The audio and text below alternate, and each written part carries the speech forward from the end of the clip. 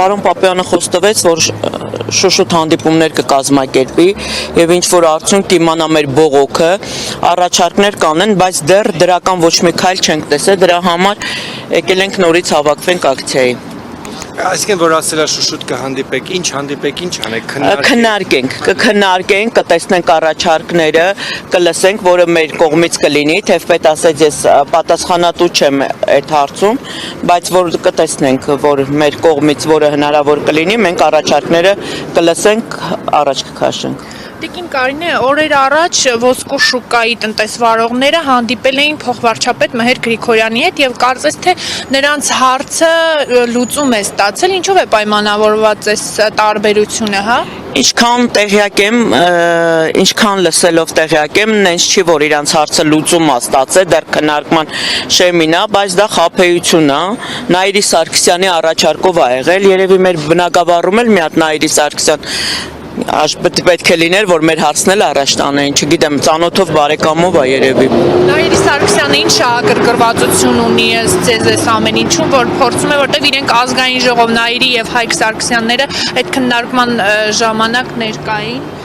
եւ առաջարկում էին 1%-ով աշխատել եւ վստահեցնում էին, որ բոլորը կներկայացնեն։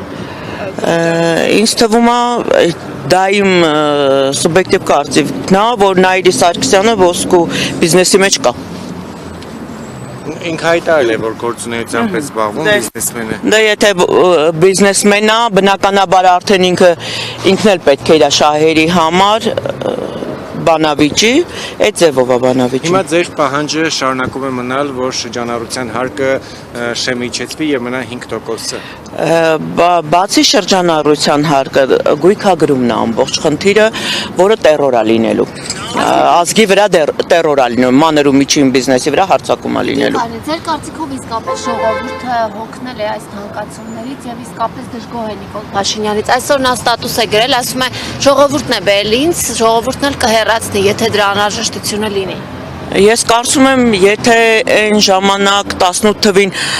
հարցնեիք ժողովրդին, կարող է 10%-ը չուզենար Նիկոլ Փաշինյանին, հիմա եթե 10%-ն ուզենա, շատ 10%, չգիտեմ ինչ շահի դիմաց կամ ինչի համար է։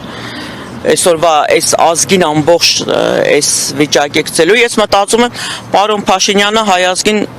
կարելի ասել երևի ատում է, որ այսքան ամբողջ ազգին բոլոր կողմերից է էլի ամբողջ այդ նեղությունը տալիս, ոչ թե մենակ մեծ տնտեսվարողներին։ Պետությունը ծախսի։ Հա, բա թող քիչ ծախսեն։ Թող 500,000-նոց մեքենա չառնեն, պետական մեքենաները վաճառքի էր դրել, որ ավելի լավ առնեն, 20 հատ մեքենա վաճառում էին, որ լավ առնեն իր համար։ Թող ինքն էլ մեզ նման լինի։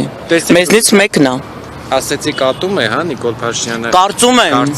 եմ, սա արդեն դա է ցույց տալի։ Վերջի եթերներից մեկում ասում էր հավատակ չհավատակ, սիրում են բոլորիդ։ Աստված որ տես լիներ, որ սիրեր չէր կարող պայքարեր այն բանի համար, որ ազգը դուրս գար երկրից ավելի շատ հայաթափություն է լինելու սա։ Մի անգամ էլ փորձեցին, չէ, չստացվեց։ Դատարկվելու է։ Հիմա ասենք մի քիչ մարդիկ սկսեցին աշխատել, նորից ուզում է նեղի, որ դուրս գան։ Այս երկրում հնարավոր չի իրանց տերորով աշխատել։ Հիմա այսօր ինչ եք պահանջում, ում հետ հանդիպում ինչ։ Միայն Նիկոլ Փաշինյանի, որտեղ ոչ մեկ ոչ մի արձագանք չի տալիս։ Իսկ որ ասում եք գույքագրումն է խնդիր, կմանրամասնեք ինչն է այդտեղ խնդիր։ Հիմա մարդիկ ունեն 10 տարվա ապրանք։ Այդ ապրանքը բերել են, մաքսազերծել են, էնդեսը վճարել են եւ չի վաճառվել։ Պետությունը միևնույնն է, մեզ էնդեսը հետ չի տալի։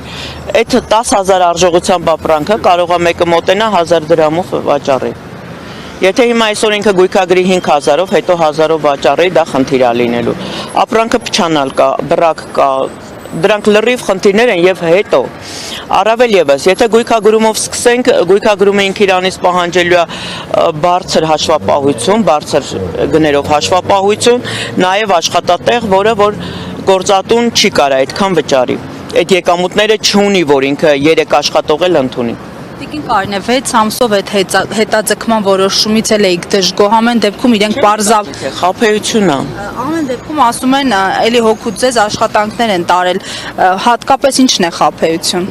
Խաբեությունը ոչ մեկն էլ չի գույքագրել, ոչ մեկն չի գույքագրել, բնականաբար գույքագրած չէր, իրանք չէին կարող միանգամից արձակվեն ամբողջ ազգի վրա։ Այդ ժամանակ արդեն այդ 55,000-ը ոտքի կհելնեն։ Հիմա ինչ որ հույսեր ունեն, կարող է մի բան փոխվի մարդիկ, հետո հիասթափված են, իրան շատ ոգևորությամբ ընտրել ենք, բերել ենք ասպարեզ, հիմա էլ հիասթափված են ժողովուրդը արդեն, հավատ չունեն, ինքը ամեն ինչա մեր մեջ կորցրել։